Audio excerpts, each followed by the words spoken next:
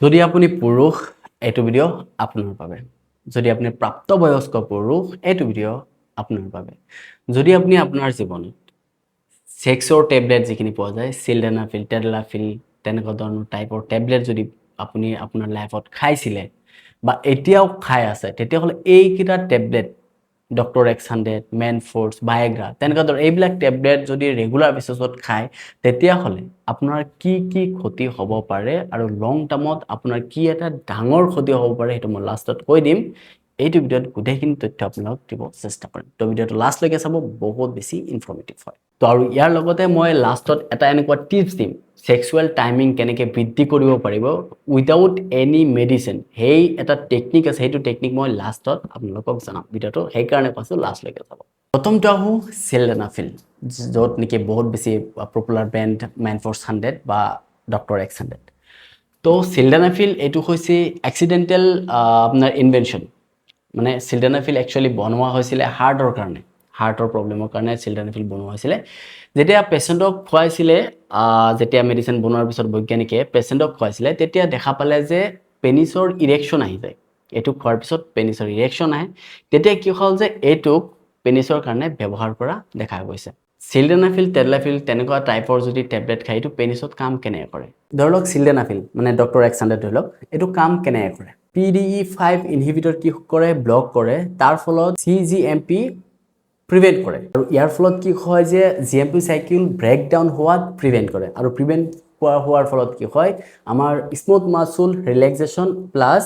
Blood flow specific টিস্যুত specific এৰিয়াত বাঢ়ি যায় আৰু এটো খোৱাৰ ফলত এটা এনজাইম বহুত বেছি এক্টিভেট হৈ যায় হেতু হৈছে নাইট্ৰিক অক্সাইড আপোনালোকে জানে নাইট্ৰিক অক্সাইডে কি হয় আমাৰ ইৰেকশ্যন হোৱাত সহায় কৰে এতিয়া হও মূল কথালৈ যে এইবিলাক যদি বেছি খায় তেতিয়াহ'লে ক্ষতি কেনেকৈ কৰে এতিয়া স্যাৰ যদি আপোনাৰ শৰীৰত দৰকাৰ হৈছে 5 mg ধৰি লওক টেডালাফিল 5 mg 2.5 mg আছে 10 mg আছে 20 mg আছে বা সিলডেনাফিল 50 mg 100 mg তাহলে আপোনাৰ শৰীৰত দৰকাৰ হ'ল সিলডেনাফিল ডক্টৰ এক্স100 50 mg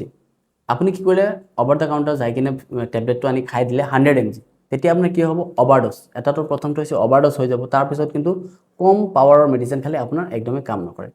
আৰু এটা ডাঙৰ কথা হ'ল যদি এটো আপুনি বহুত বেছি লৈ থাকে তাৰ ফলত কি হয় আপোনাৰ বেনেজ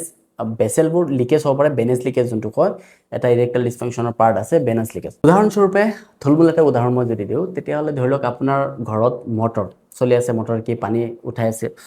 যেতিয়া মটৰৰ পাইপটো আপুনি জুৰাইকে এনেকৈ চেপি দিয়ে তেতিয়াহ'লে কি হয় মটৰ আপুনি চাব বন্ধ হৈ যাব বিচাৰে ঠিক আছে কিন্তু দি থাকে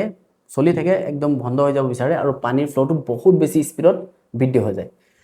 তো ধৰি লওক মটৰ যেতিয়া বন্ধ হৈ যাব বিচাৰি আছিল তাৰ মানে কি আমাৰ হাৰ্টত বহুত বেছি প্ৰেছাৰ পৰে যদি বহুত বেছি পাৱাৰফুল আপুনি বহুত বেছি পাৱাৰ থকা বস্তু খাই দিয়ে তাৰ আৰু এটা কাৰণ হ'ল যে এই যে চেপা মাৰি ধৰিলে এই পাইপটো ফাটি যোৱাৰ এটা চান্স থাকে হয়তোবা কেতিয়াবা ফাটি নাযায় কিন্তু চান্স এটা থাকে বহুত বেছি প্ৰেছাৰ পোৱাৰ ফলত আপোনাৰ চান্স এটা থাকে তো সেই সেম আমাৰ বডিত কাম কৰে যদি আপুনি বহুত বেছি খাই আছে হাই ব্লাড সাৰ্কুলেশন হয়েছে হেতু পেনিসৰ এৰিয়াত তেতিয়াহ'লে বেনেজ লিকেজ হোৱাৰ এটা সম্ভাৱনা থাকে যদি প্ৰপাৰ ডোজেস আৰু প্ৰপাৰ পাৱাৰ আপুনি ইয়াত ইউজ কৰা নাই পাৱাৰ মানে কিমান এমজি হেতু মই বুজাইছো যদি প্ৰপাৰ এমজি আপুনি খোৱা নাই বহুত হাই এমজি খাই আছে আপোনাৰ এজ একদম কম বহুত হাই এমজি লৈ আছে বা ষ্টাৰ্টিংতে বহুত হাই এমজি লৈ আছে তেতিয়াহ'লে এইটো সমস্যাৰ সৃষ্টি হ'ব পাৰে আৰু এইটো সমস্যাৰ পৰা আপোনাৰ দীৰ্ঘম্যাদী ইৰেক্টাইল ডিসফাংশন হ'ব পাৰে yes কাৰণ বেনেজ লিকেজ হলে ব্লাড ফ্লো হ'ব কিন্তু ব্লাড ইয়াত নৰখিব ব্লাড আকৌ আহি যাব তাৰ ফলত কি আপোনাৰ পেনিছটো ভালকে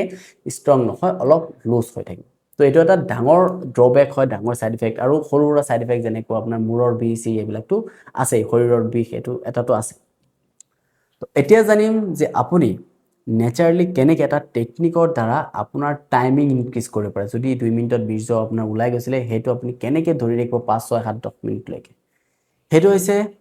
স্টাৰ্ট এন্ড স্টপ টেকনিক এইটো টেকনিক আপুনি এপ্লাই কৰিব পাৰে যেতিয়া আপুনি সেক্স কৰিব ইন্টাৰকৰ্স কৰি থাকিব যেতিয়া আপোনাৰ এনেকুৱা লাগিব যে আপোনাৰ পিক মোমেন্ট আহি গৈছে আপোনাৰ বীৰ্য ওলাই যাব তেতিয়াহ'লে আপুনি আৰু সেক্স কৰিব নালাগে অলপ বেক হৈ যাব বেক হৈ কিনে বেলে কাম ধৰি লওক আপোনাৰ ফৰ প্লে কৰি থাকিব যেতিয়া আপোনাৰ হে পিক মোমেন্টটো লাহে লাহে কমি যাব ষ্টিমুলেন্স কমি যাব তাৰ পিছত আপুনি নেক্সট আকৌ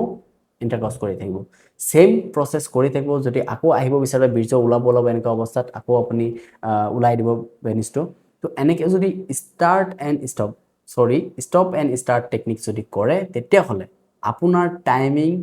বহুত বেছি ইম্প্ৰুভ হ'ব, বহুত বেছি ইনক্ৰিজ হ'ব। কোনো ধৰণৰ মেডিচিন আপোনাৰ খোৱাৰ দৰকাৰ নাই। যদি ভিডিঅ'টো ভাল লাগিছে তেতিয়াহ'লে কমেণ্টত জনাব, আৰু যদি আপোনাৰ এনেকুৱা সমস্যা আছে তেতিয়াহ'লে কমেণ্টত জনাব, ইয়াত সলিউশ্যন দিব চেষ্টা কৰিম। আৰু এনেকুৱা ধৰণৰ ইনফৰ্মেটিভ ভিডিঅ'ৰ বাবে এইটো পেজ